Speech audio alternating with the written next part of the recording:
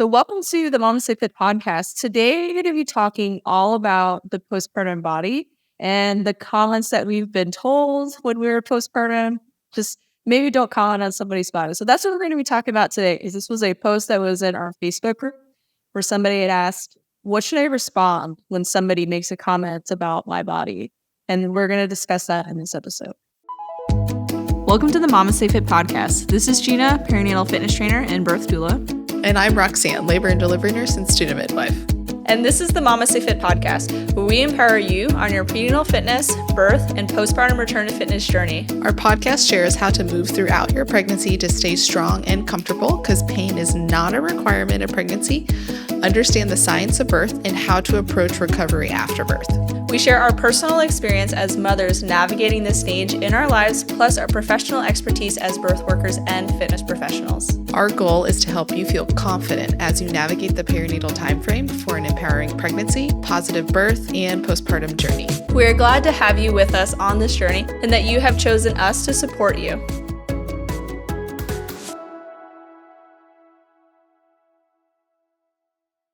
So welcome to the MamasteFit podcast. Today, we're going to be talking all about how to respond if somebody comments on your body. We're going to share our personal experience.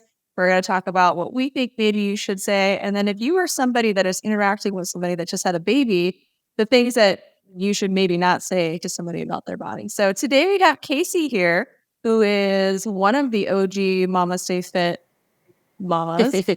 And she's going to be sharing her experience with it. We've had a lot of conversation about this. So the first thing is just maybe don't comment on someone's body. That would be like my top recommendation. Just don't comment on somebody's body like that. I think that's episode of like a good intention. Like, oh, you look really good. Like, you don't even look like you had a baby. Like, even that comment could be just like super disheartening and kind of that's taken in a wrong way. Yeah. So I think that was actually your experience, Casey. Go ahead. So my experience is like, it's just this weird thing that people want to comment on. Like it starts, actually, I don't think it's postpartum. I think it starts in pregnancy. And it's all about, now we're observing your bump, or like, you don't even look pregnant. And so I think we've talked about this a lot. It's like this, like, we want you to be pregnant and we want you to make babies. We would be excited about it, but like, we do not want to see the evidence of it unless it is aesthetically pleasing and cute and like, or you're all baby, that kind of thing. So, I had a pretty uncomplicated pregnancy, and I would say I have a curvy athletic body, but I generally receive those comments, oh my gosh, you're all baby. And then either if it's women, they take the opportunity to kind of go into a story about how they were, or like what they looked like, or what, oh, I was this, or I was that. And then it's like this waiting period, like everybody's waiting to see the bounce back. My personal experience, and I mean, I guess we're all hard on ourselves, but like, I personally would not say I experienced a snapback. It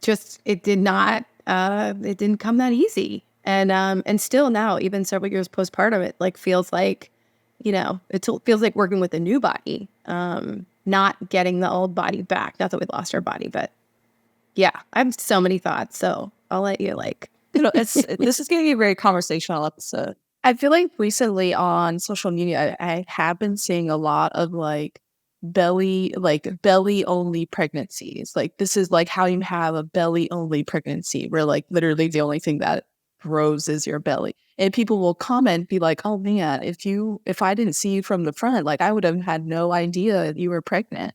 And it's like, okay, like I've gained like 45 pounds this pregnancy. So thank you for that compliment that you think is a compliment, but it's not helpful at this time. So I just feel like commenting on bodies in general during pregnancy and postpartum is probably like just really good.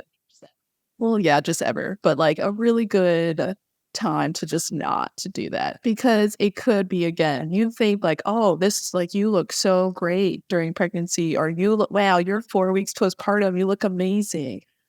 But it also could be like, hey, I've been so stressed the past 4 weeks, so I haven't eaten anything. And that's why I've lost 45 pounds because I'm malnourished from anxiety and postpartum depression. Thank you for telling me I look great, but I would like to eat a sandwich, or like not be super stressed. Or the other opposite is like you don't feel like that great in your body and people keep telling you look great and you're like, that's not helping me at all. I would just like to take a shower. There's this big like overarching thing to me. It says like, we're all watching. And like for pregnancy is a lot of attention if you're someone that's like not as comfortable with that anyways. And then, you know, attention from strangers, comments, so when are you due? Is it twins? Like it's all about like, there's some like mysterious, like perfect size bump and then perfect like vaporize of that bump that we as a society are comfortable with. I would say though, just to cycle back just a little bit, I don't think I realized that this was going to be an issue. Like I kind of, not gonna lie, like I relished in the comments during pregnancy, like, oh, you're all babies. Like, oh, you know, that was 2016, 2017, Gina. So you can relate, you're pregnant too. Like that was the peak of like fit pregnancy. That was the like the buzzword, I think, in the social media world. Not that that's gone away, but I think, you know, and I don't think it was until I was about 9 months postpartum where like these feelings started to really creep in. And I'm like, oh, I didn't know this was a thing for me. But I was gentle until 9 months, like 9 months in, 9 months out. But now like who made that up? Like who made that up? That is the, you know, that is your allowance of snapback time. Like either you're like a really good snapback and you snap back maybe by the time you go to work, when you're seen again, when you kind of emerge from the foggy postpartum cocoon. But I was working through, you know, our programming and working really hard. And like, I had not quite hit that point where my brain was connecting with my body, which I mean, we know now is like some of the C-section stuff that we kind of had ahas about, but yeah, like not what is that? 9 months in, 9 months out, and maybe that's the allowable. So if anybody's listening that's like in that window, and you're like, yeah, I'm cool with it now, but like if that belly exists one day past 9 months postpartum, like, you know, if that feels somehow unacceptable or something, like I think it's just another before and after photo that I guess it demonstrates the success of someone's program or their efforts. Where because I'll see it a lot in some like fitness programs, like this is their marketing strategy. And that's something that like at MamasteFit, we have been very, very passionate about not doing because it's a cheap marketing tactic to say, hey, look smaller I could make you if you do my program. And they'll even mask it where they're like, this is my before and stronger photo, but it's literally a before and after picture. Yeah. And it infuriates me because it's like here, and it's even worse when it's like, this is their pregnancy. You did not help them have that baby. Right. And so it'll be like some before picture where they are this gross postpartum, like, how dare they look like this? Or they're like super pregnant. And then it's their after photo, which is their stronger photo, when it's just them flexing their abs. I am not viewing this photo and thinking, wow, they were much stronger right now. They're more functional now. I bet they can get up and down from the floor with their kids with ease. All I'm seeing is, wow, they have six-pack abs now. And they're flexing for the camera with a big smile on their face, which means that their program is successful. And that's cheap to me. It's super cheap. It's a great marketing It is. There are a lot of people because it pries on people's vulnerabilities of like having a belly, which like we will post pictures and videos of us when we're like in the first few months postpartum, and people are like, wow, kudos to you for showing your belly. And I'm like, we all have it. Like, this is postpartum. The baby is always blocking your body, not because we're hiding it, but because the way that my body is recovering and changing postpartum is not a reflection of like how good I'm doing or how amazing I am at postpartum. It's just how my body is just cheating. Because I'm malnourished and just nursing a baby because I'm forgetting to eat food. I have thyroid problems, people. Like I have a low appetite. I've eaten a bunch. But we're very intentional about how we share about our own bodies, because I don't want someone to look at my body and think, oh, that's what I'm supposed to look like. And if I don't look like that, I'm somehow failing. And not to say that my body is the ideal body by any means, but like we're intentional with how we share about our experience, because we don't want it to be, look at my body. It's, hey, look, I have a really cute baby, and this is how I'm feeling right now. Like, and that's what we're trying to share more with our postpartum from these. But I'll definitely see folks that are like, look at my abs at 2 weeks postpartum. And I'm like, congratulations. Like, all you did was exist for 2 weeks. Like, I don't know what that's supposed to mean for anybody. Yeah. Do you feel like your organs are falling out still, or no, you're good? Awesome. Like, I couldn't get that from your flexing picture. It's just, Yeah, and it's not something that you know until you go through it. Like, one, you don't know how you're going to feel. Two, you don't know how you're going to feel about the postpartum body. And that is like a whole other animal. I think we've talked about this before, that like we as a society kind of treat the pregnant person as it's like a big gift. Like, it's like, oh, can I touch your bump? And like, oh, it's so cute. And like, look at you. But like the minute baby is out of there, it is like Christmas morning, discarded gift wrap, like the dad in the room, like shoveling it into a garbage bag. We're like, we do not want to see that. Like, we want to see the PlayStation or the bike or the baby.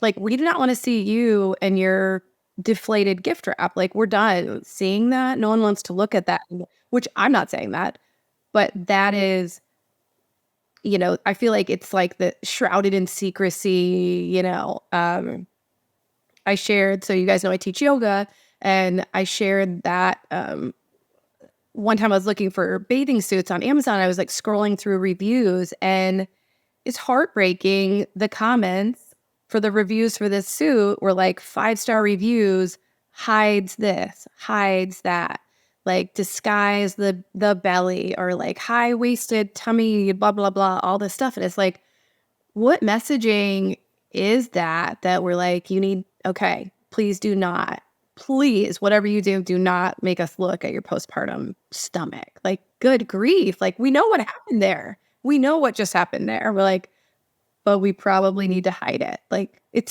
don't know, it's a strange thing. Which, I mean, if it was like a swollen arm or a swollen knee, or like I had a bad ankle sprain earlier this year, like I wasn't like, can I get some ankle minimizing joggers or something so no one can, I'm so embarrassed of my swelling. It's going to be like, everyone's going to think I'm lazy. Like, right? Like, when we say the narratives out loud, they're just so dumb and ridiculous. And yet they're somehow like woven through the tapestry of our generation of birthers. Hopefully our daughters won't endure with us like having these conversations now, but I don't know.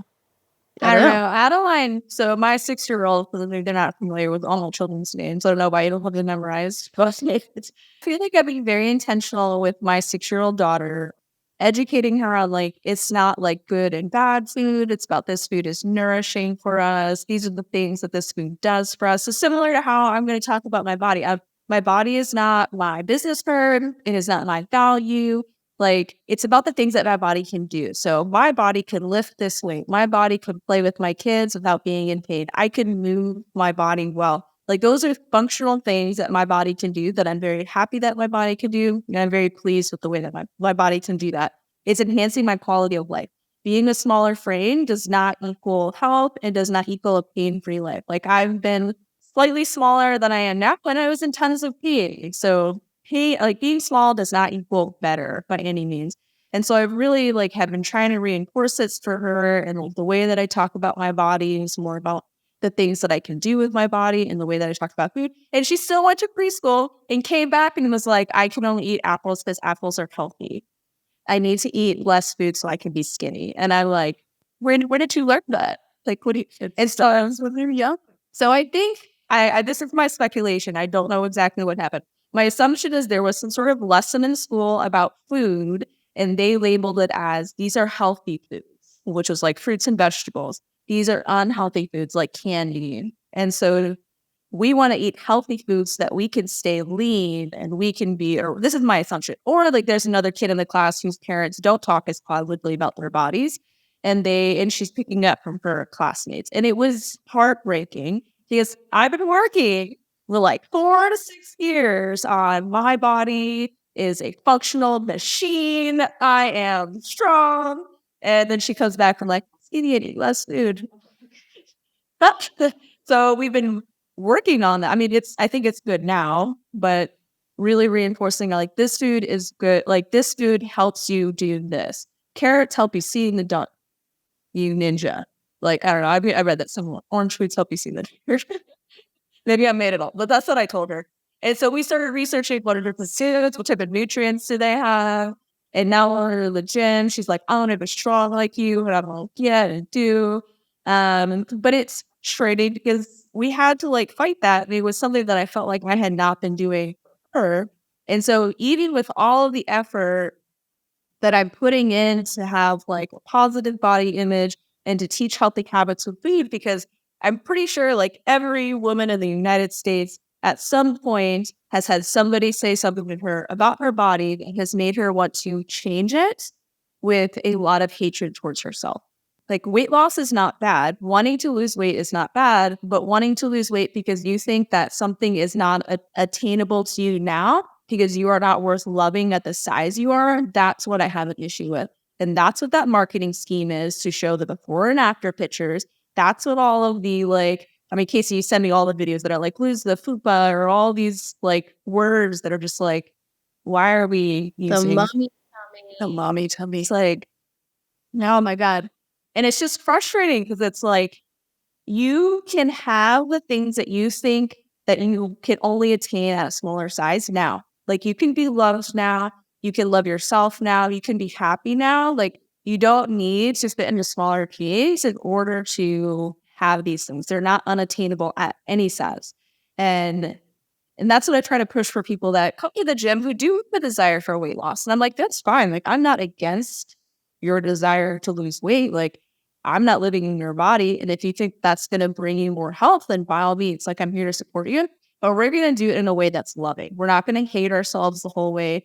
Like your body is not your value. But I'm going to first focus on making sure that you feel good in your body. And the side effect will probably be that you lose some weight because you gain more muscle.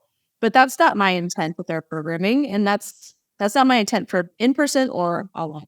The threads of those messages are everywhere, though. So I think like by opening up the conversation, talking about what we can say, because originally it came from that post of like the girl who posted, I think, was getting positive comments and she was uncomfortable with it, but still like was like, I feel like this isn't appropriate, or I don't know what to say, or sometimes I say thanks, or sometimes I say, I think that was part of that. And it's like, through no fault of their own, most of us were raised by a generation of women who grew up in the or were, of age or mothers in the 70s and 80s, 90s. And those were like, man, tough times to be a woman, like tough times to have a healthy body, low-rise jeans, and, you name it. Like it was a crazy time, and it was a crazy time of crash dieting and fat-free and all of that stuff. And like, there are women that I know quite well that can tell me what their weight was when they were pregnant in 1975 and 1982 and for each pregnancy. And that was a value system. And then I think that was kind of integrated probably into our childhoods and, or like what I could get back into my jeans, I think is something that I heard. Like I was back in my jeans by X amount of like weeks. I mean, I could squeeze myself in my jeans if I really tried. They do not look good. Love to show you They do not look good. I'm going to buy a bigger size because my body is just, your hips get bigger. Like the opposite. Of your body get bigger. We're like, couldn't fit into my pre-pregnancy jeans, not because I was just like so much larger, but it was like literally your bones have adjusted to give birth to a baby. So like it's physically impossible for some people to get back into your pre-pregnancy jeans. But regardless of how much you to say, like that's not a That's not a status. Definitely don't fit it. That's not. Right. Some cultures revere that. Some Yeah. cultures revere the birthing body, right? Like we Yeah. just have the messaging a little backwards, I think, Yeah. here. I mean, our mom could tells us every time, like, what was my weight pre-pregnancy and then how much should I weigh when I was 9 months pregnant, because everyone would comment on how much she weighed. She is like 5'2". Like, she is going to be really, like, she is a thin-framed woman. And everyone would comment. She was like 80 pounds before she got pregnant, 100 pounds when she gave birth to Gina. And everyone was like, I haven't been 80 pounds since I was in 7th grade. Well, you're 5'8". Like, that would be unhealthy for you to be 8 pounds at 5'8" and 30 years old. Like, that's not realistic for people. Like, weight in general is like such a terrible indicator of health, because certain people should not weigh a certain weight to be like healthy and like have an optimal life. Like, if I was 80 pounds, I should see someone, because my height should not be 80 pounds. And you got to also think about like all of the restriction that might come into attaining this certain weight. Because I even have friends who I just want to give them the biggest hug when they say it to me. It's like, I'm just holding on to this last 5 pounds or this last 10 pounds. And I'm always like, what does that mean? What does the last 10 pounds mean? Like what does that look like on you? Like 10 less pounds? Like what body are you trying to seek that you think will be 10 pounds less and just be so much better? And so I have a hard time with that, because I think about myself when I was in college, like collegiate athlete who should have been eating a ton of food. Like, I was running 80 miles a month, which is a lot of calories. And somehow I got it into my head, and it was probably like subtle or subliminal messaging, or somebody at some point told me if I was smaller, I'd run faster. So my dumb ass is like, I will just eat less food and I will lose weight, and I will weigh 110 pounds, which is not an attainable weight for me. It is not a realistic weight for me. And so I was essentially starving myself, because for me in my head, I was like, if I lose these 20 pounds, I'm going to run so much faster. And what ended up happening was I ended up getting injured and having to sit out the entire winter season, because my body couldn't recover from the mileage that I was doing, eating 1,000 calories a day, what my toddler probably eats more. And so it's always frustrating when I hear people saying, if I could just lose this last 10 pounds or this last 15 pounds. And I'm like, what does that even mean? And if you do lose that, what do you have to do to achieve that? Like, what kind of like regimented, insane diet protocol are you going to have to do that just sucks the joy out of your life? Which, I mean, again, this is my own bias. Like, I love food. I love eating good tasting food. And you know what type of food I don't think tastes good? Fucking chicken. Don't think chicken tastes good. Just sprinkle chicken and rice. Just sprinkle with some pepper and salt. One of our friends is a professional chef, and we always send these videos to each other. Just sad food. And I'm like, man, they would just put some love, seeds into their life, and just accept rice and pasta and body fat, and it's a part of being joyful. To use a little butter and oil. Oh man. It's like part of a bigger conversation though, of like, if I could get this 5 or 10 pounds, I could get back. I could get my body back. I could get back into my jeans. And it's like, to me, it's like this is like probably my yoga background talking and like meditation, all that kind of stuff, is like, we have to make space, right? We're making physical space in our body. Like, your intestines have to move to the side or squish forward to make space for baby. Just in the same way that like everything that was part of this timeline back here before pregnancy might not be coming forward into that next step. And so maybe 5 or 10 pounds, like to get back to that weight, that was my healthy weight. It's like a symptom to me of a bigger, like, holding on. I'm holding on to, and often like when we nail it down and like chat about it, and at least I know this is for me, I'm not chasing a weight, right? I'm not on the top of the pyramid tomorrow. No one's lifting me. Like, no one's trying to like put me on their shoulders and like run down the street. No one needs to know the weight, right? Because it's not relevant, right? But it's a feeling. It's a feeling. Like if we reframed and we're like, I want to feel like Gina said, functional. I want to be able to lift my kids, or I don't want there to be anything in my way. Hi, Joan. I don't want there to be anything in my way, like of feeling strong, feeling capable, feeling safe. You know, if I'm gonna, I don't know, like I feel like moms are notorious for like catastrophizing. Like if something happens, I want to be able to grab my 2 kids under my arms and like football run them, you know, wherever I need to go to get to safety. Like I want to be able to do what I need to do. I don't want to be so tired that I have to like sit on the couch all day. Great. Like I want to meet the needs of my life, not be that certain weight or wear those certain pants or whatever it is. It's a feeling. And I think that we can have that feeling in a different body even if we can identify the feeling, right? Because if you just focus on the weight, like there's really no learning happening. You're like, it's me, it's a scale, me versus gravity. That's all it is. Like nothing's happening. We're not growing. We're not making any space for this motherhood journey. And I mean, ultimately, like motherhood asks us to make space in a lot of different ways. Sometimes it's a shift in career. Sometimes it's, you know, you're not going out as much, or your social life, or maybe you have friends, you know, that don't have kids, or, you know, like we do leave some things behind. And if you get back to your weight and that's important to you, perfect. Maybe you never lifted weights before. Maybe you're just heavier. Like maybe you are. Maybe you're stronger.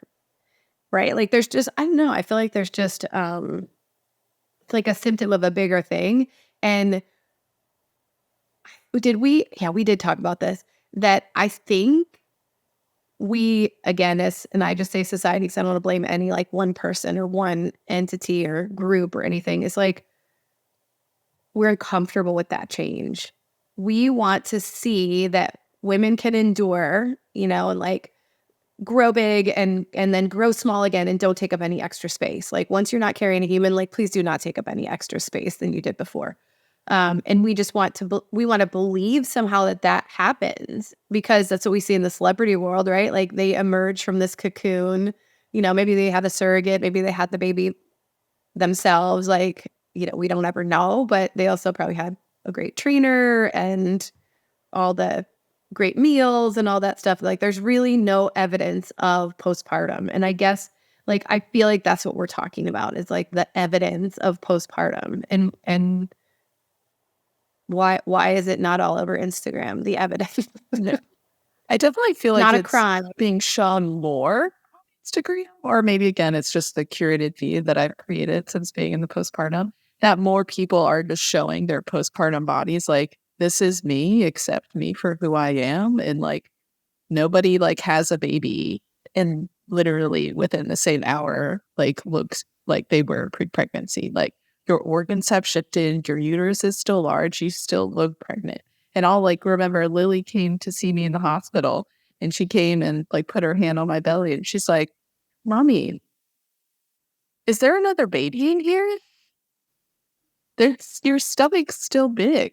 Is there another baby in there? And I'm like, here's a teaching moment. Lily, we do not comment on people's bodies. There is not another baby inside my belly. It just takes a while for it to heal after having a baby. And she's just like, but is there another baby in there? I think she secretly wanted there to be another baby in there. But She's I was like, it's fine. we don't comment on people's bodies, Lily. So after I gave birth to Adeline, I am like trying to hold my baby. They like whisked her away. I don't know why. I mean, you can listen to my birth story, whatever episode it is too. And Ari Vesser's like nurse saying on my body and be like, wow, you don't even look like you just had a baby. And I'm like, literally laying here butt naked. It's like my legs are sprawled. Like I'm bleeding from my vagina. My baby, I'm like wondering where my baby is. And you have the audacity to think that in this moment, what I care about you commenting on is my belly is flat. I'm laying flat on my back. Where do you think my organs are going to go? Into me. And then like, of all of the things to say in that moment, she was like, this is the best. She went through her little Rolodex and was like, you don't even look like you've had a baby. I'm like, I do look like I just had a baby. I'm literally covered in blood. I am naked. I'm laying in a hospital bed. I got poop on me. Some of my own, maybe. I don't know. Like, I've got a crying baby on me, literally. And you will think that telling me that I look like I haven't had a baby is like appropriate. How about you just say, congratulations. Your baby's really cute. You got this. You did it. Yeah. Like, no, you don't even look like you had a baby. I hate you. Like, okay, you apologize. And that's the other thing. Like, folks will comment on my body during pregnancies. My uterus is retroverted. It falls into my body. I have an Asian descent. My torso, a little bit longer. Guess where my babies go? Inside. I don't really show until later in my pregnancies. It's just my body type. Like, I'm not doing anything to prevent myself from gaining weight. I'm not doing anything to like keep my bump-only pregnancy.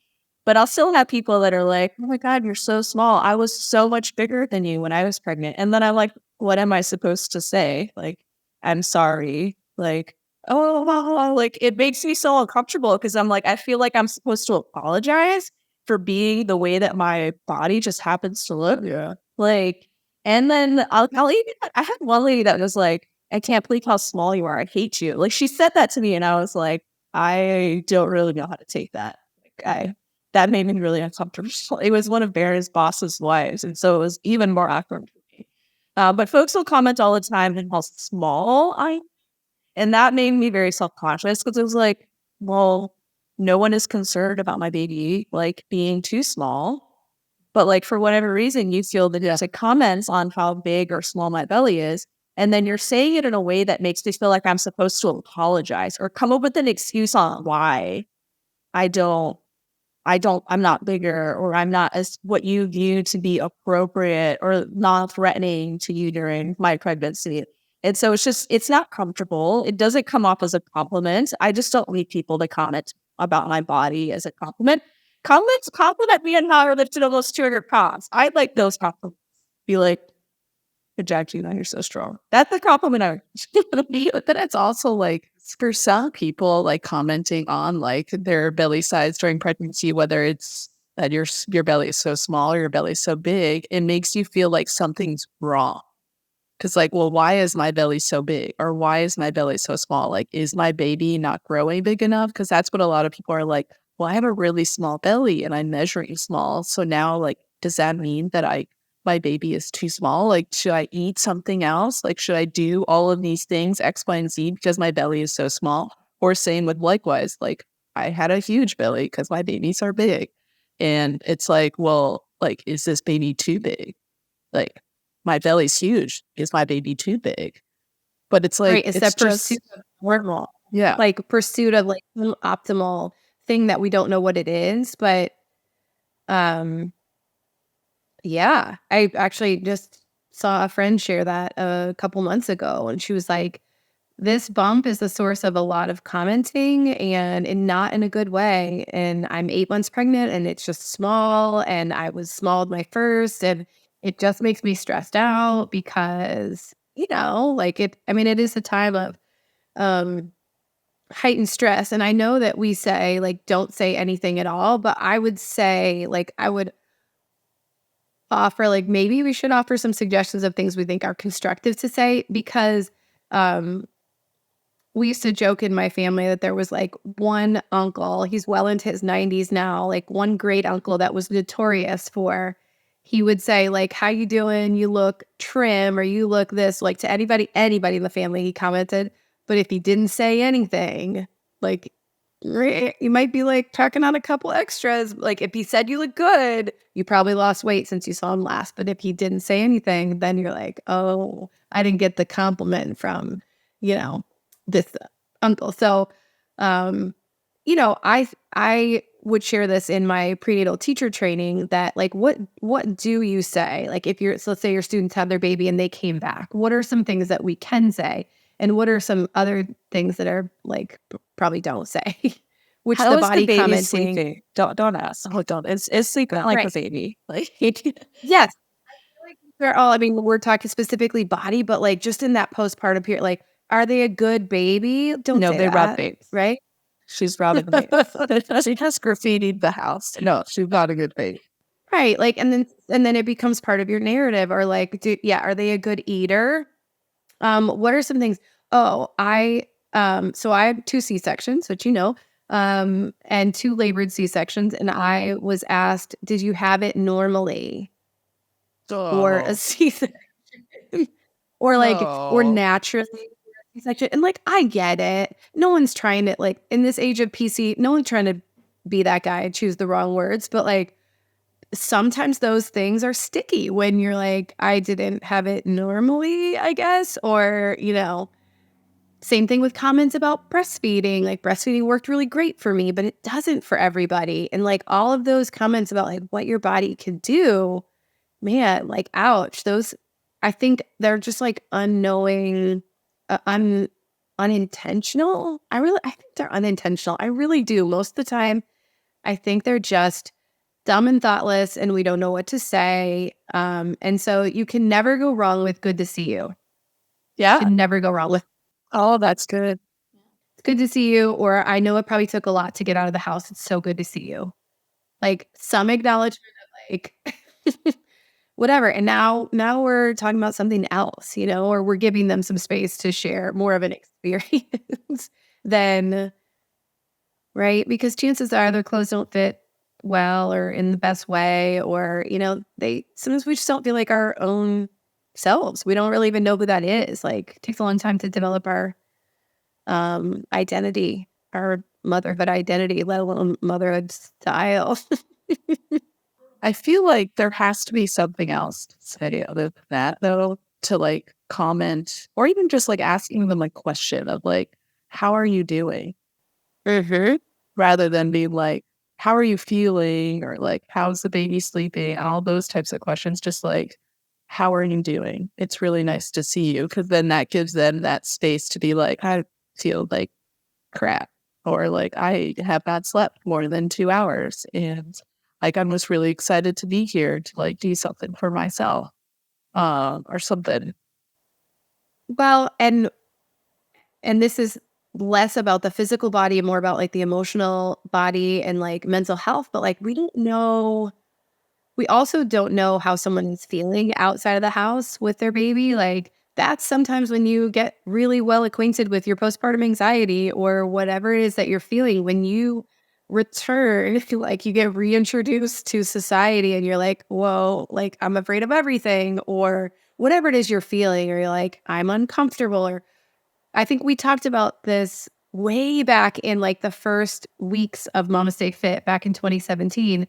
Like, what if my baby cries and like disrupts everybody? And then, lo and behold, that was like the formation of this first chapter is like, no, we're all in it. We're all in it. And everybody's baby's going to cry, and we're going to pick babies up, and we're going to, help you get through your set. And, but there is this, probably another conversation. This is a whole nother pod to say like that, baby should be good, right? Like that your baby somehow shouldn't like, I hope my baby doesn't communicate his needs during this session. Disrupt these grown up who should The be only way perfectly they able can to ask for relate, help. right? Like, but like, why? It all to me ties into that. Like, we need to be smaller. We need to take up less space. Our babies need to be, I don't know, silent, right? Like visually pleasing, but not, we want to look at cute babies, but we don't want to hear them communicate. And Yeah. just reframing all of that. I don't know. Hopefully our like conversation is helpful. And, because sometimes you don't have people in your life that know any different to say anything Yeah. else, and about the sleeping thing, about the, Yeah. so everything. I mean, people comment on everything when you're postpartum.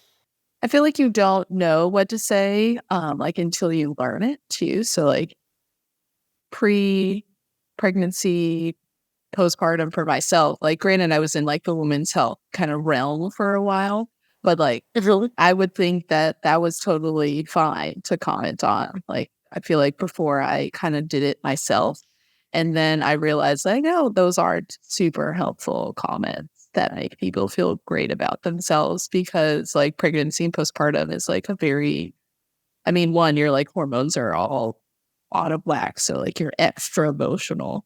But it's also just extra feelings going on for those 18 months, I feel like. But it's also just like you don't know what like you honestly like care about, I guess, in those times until you're like in it. So you think like commenting on like, oh wow, you like don't even look like you had a baby, or like, oh, like I wouldn't have even known you were pregnant until I saw your belly. Like those like on paper sound like a really great idea until you're on the other end of it and you're like, yeah, that doesn't feel like great. Because I feel like, especially like the postpartum body, like some people like they can like after doing working out or whatever, like they can look like how they look pre-pregnancy, but not everybody can do that. Especially like if you get stretch marks, like sorry, they're stuck there for life. Some of us get them, some of us don't. And then it's also like there's that oh my gosh, what's the word I'm looking for? But there's like the marketing of like, hey, use this cream to avoid stretch marks, and like you can use the cream, You could literally go probably not going to do anything. Like I want to avoid getting stretch marks so that I have proof that I grew this baby. Sorry, you grew an 8.5 pound baby. Your skin can only stretch so much without. Yeah, you could literally, you could go bankrupt in the postpartum. I mean, Yeah. you really, and with everything that's like advertised out there to hide the evidence. I mean, it really is like a crime scene kit, like how to just discard every single ounce, right? And we do that as a symptom of a bigger problem too. We do it with aging too, right? Like this is for your eye cream, like this is your eye cream, this is your this is your womb 17 polyp, step this is your skin routine. right. And you just get to a point where you're like, I don't really have time to hide everything. Yeah. I I've just gone can't- down. My can't- skin routine is now 3 steps. So I don't have Yeah. time for my 7-step skin routine. Like 26 steps of like self-care. I know. I told a friend recently though, and I think this is a good rule of thumb, because if like, let's say if somebody's listening to this podcast and they don't have kids yet and they're like, oh my God, I've said all of that like dumb shit. I'm so like, is like, if you focus on the moms that come after you, right? Like I had a friend that said, I hope I was there for you, but I know I probably like, just looking back, like I just had no idea. And I'm like, you know what? You take your motherhood knowledge and pay it forward to the moms that come after you. Don't worry about the ones that you might have said the wrong thing to. You know, sure, if you owe them an apology, like of course, but if you focus on the ones that come after, those are the ones you can really help. Those are the ones that your words maybe, you know, they're coming from a place of experience, and you know, but we don't know. We really, you know, we think I don't think we there's know, any and- way to share it either, to like help somebody understand like what that transition to becoming a mother or to getting pregnant to becoming a mother is like. I don't think that anyone could have explained it to me in a way that I would have truly comprehended, because there's like a physical shift, a physiologic shift that happens in your brain and your body when you become a mother, when you like give birth to a child. And for me, like I feel like my personality is different. Like I feel like I am a different person, or I'm a better like flavor of myself. I can never think of the right word.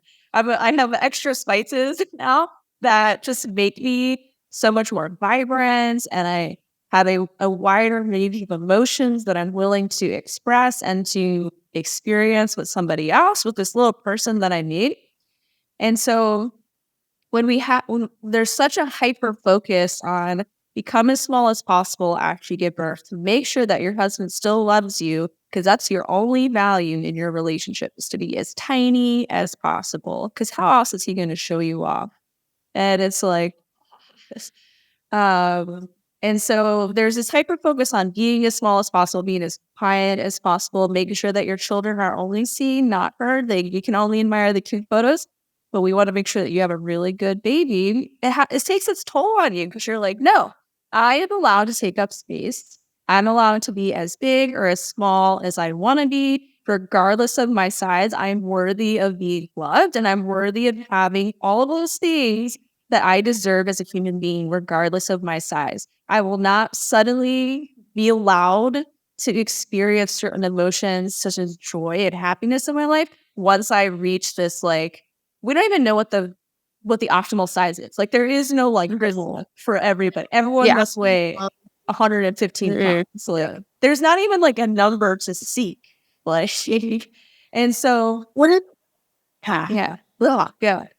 It's so frustrating because even for myself, I feel like I love my body and all the things that it can do. And I'm trying to instill that in my daughter. I feel like I have a very like positive relationship with food where, you know, I look at food as a way to bond and for joy. And I'm not really trying to diet or change my body composition with food. And I still have these thoughts that creep into my head that are like, you don't fit in your jeans anymore. And I'm like, why did this creep into my head? Or it's like, oh, make sure you pull your leggings up a little bit more. At the so the whole day, like Casey and I were doing postpartum. Pull my Lululemon up as high as possible, just tuck everything in, and then we just have these giant camel toes. And so I'll catch myself where I'm like, I need to, like, I'll look in the mirror and I'll be like, oh man, like it looks like I have a belly right now. And I'm like, well, I'm supposed to. That is literally what my body is supposed to look like. It's not supposed to be flat. I have organs. I manage pressure with my abdomen. Like, of course but it bothers me because it still creeps into my head because it's so deeply ingrained in my soul from just being 35 years of a woman in this country. And then I give birth to a baby and it's like, oh, wow, you're so small, or I'm going to comment on your body, or let me, and it's just like, can we just focus on the fact that I grew a human being like 99% by myself? My husband helped a little bit at the beginning, I guess, but 1%. And that I nourished the enjoy of late portion. Baby's age. 6 months was the milk that I produced with my own body. That's incredible. I'm like, how is this even possible? Like, congratulations on him for any to call me how to grow my baby or how to nourish your baby. And I'm like, can we just comment on how incredible that is instead of what my body looks like? It's right. Yeah. Well, and you know, you mentioned it too when you said there's no, like, we don't even know what it is. So it's like we all chase this like vague, like moving carrot, but it moves, you know, like, because then it was super skinny bodies and it was curvy. Then not that you have a like big booty is a thing, and that, you know, the carrot, it just moves. And you know, think about even with working out, like there's a certain amount of working out in pregnancy that gets congratulated. There's a certain amount of yoga, a certain amount of lifting, but not too much, because there'll be a certain amount when then it becomes, oh, that's too much. You shouldn't be doing that, blah, blah, blah, you know, like the comments. And then the same thing in postpartum. There's a certain amount. It's like the just right amount, or nobody the just knows what right it amount is. There is no one knows. There is no like set number. No, it's all so dependent. Everything is individualized. We're all individual, unique people. What I do during pregnancy and postpartum is not what Gina does during pregnancy and postpartum, and it's not what you did pregnancy and postpartum. So it's like there is no like everybody should achieve this thing, because that's not attainable for everybody. We are all individual people that all have our own optimal whatever, and we get to determine what that is. And within that, within that, even comparing your own postpartum to the next postpartum, I found for me, I had very different postpartum experiences. You know, I think for a lot of people, the first baby, like I joke around, like it drives your ego up, and then like the second one comes here to like, you know, to really like bring the, it humbles you. I'm like, it humbles I you. am a great mom, you know, like with one, I'm like, I'm killing it. And then number 2 comes and you have a toddler. So, so the pregnancy is maybe not as whatever you know, what you can accomplish in the pregnancy, how much you can curate your eating in pregnancy or get to the gym or whatever. Life has changed, right? You're you have a human or 2 humans or 3 humans when you're in these subsequent pregnancies. And I found what I could accomplish for a couple of years. Even it felt like I just couldn't get the rhythm. Well, it was the first probably 9 months, 10 months, but then COVID. So that messed with the rhythm of everybody pretty much. But yeah, when you're like, oh, well, maybe you had an experience of how your body snapped back the first time, or how I just hate even saying that term, but how you were able to return to fitness the first time, and then what your journey is with your own. And fitness is a good word because it's, your ability to meet the demands of your life. And how it is the second time or the third time or the fourth time or the fifth time. It's not, the conditions are not the same, even though you are the same body. You're not, because your body, is a few years older or whatever it is that's going on. It's we can never compare ourselves to anyone else, but we can't even compare within our own bodies, our own pregnancies, because it's so different. Oh, yeah. I mean, the only body that has created life is the postpartum body. And I think that is something that's really important to remember as we're navigating this phase of life, that things are just different, and it's okay for them to be different. It's a opportunity for us to grow and change flavor to something we're calling it. I'm gonna make this a thing. Well, thank you so much, Casey, for chatting with us all about the postpartum body and navigating a lot of the comments that we're probably going to continue to get, and our daughters will probably get, which is going to be super frustrating.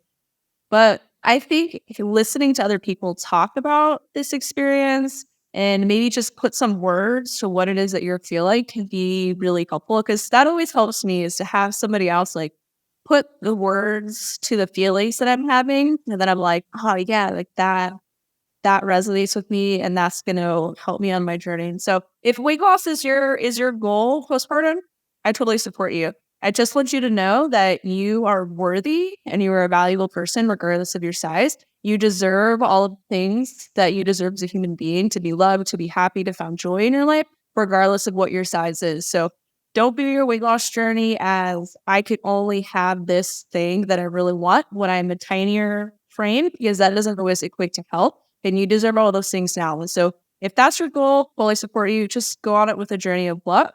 If weight loss is not your goal, it wasn't necessarily my goal. It was just to be able to pick up my kids and do great things and be as healthy as I could be. That's awesome. We're here to support you regardless of what your journey is. Not to say that if your goal is weight loss that you don't want those things too, but I think that came out weird. But we're here to support you, whatever your journey, and we want you to know that you're a valuable person. And the only body that made a life is the postpartum one, and that's pretty cool. So thanks for joining us. Thanks for having me.